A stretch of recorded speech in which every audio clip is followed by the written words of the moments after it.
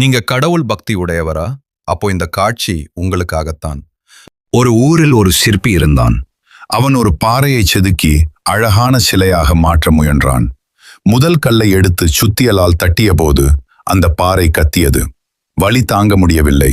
என்னை விட்டுவிடு என்று அழுது புலம்பியது. சிற்பி இறக்கப்பட்டு அந்த கல்லை ஓரமாக போட்டுவிட்டான். பிறகு அடுத்த கல்லை எடுத்தான். அவன் செதுக்கும் போது இந்த கல்லுக்கும் வலித்தது. ஆனால் அது பொறுத்து கொண்டது.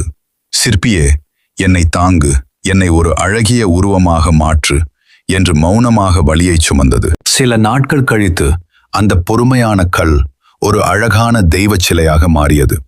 ஒரு பெரிய கோவிலில் அந்த சிலை பிரதிஷ்டை செய்யப்பட்டது. உலகமே திரண்டு வந்து அந்த சிலைக்கு பூச்சூட்டி கற்பூர ஆராதனை காட்டி வணங்கியது.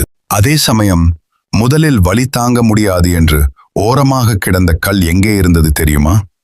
அதே கோவிலின் வாசலில் தேங்காய் உடைக்கும் கல்லாக போடப்பட்டிருந்தது.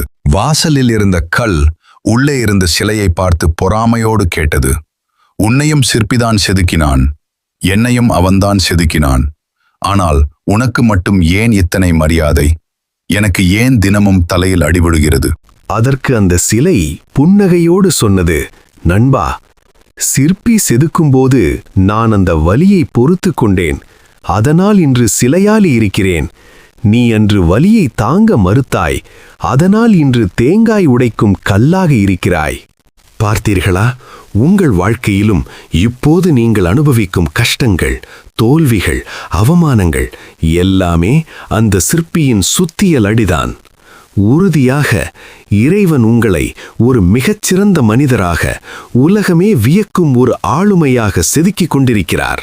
இப்போது நீங்கள் படும் வேதனை உங்களை அழிப்பதற்காக அல்ல, உங்களை மெருகேற்றுவதற்காக. அந்த வலியை கொஞ்சம் பொறுத்து கொள்ளுங்கள். உங்கள் காலம் கண்டிப்பாக மாறும். கவலைப்படாதீர்கள்.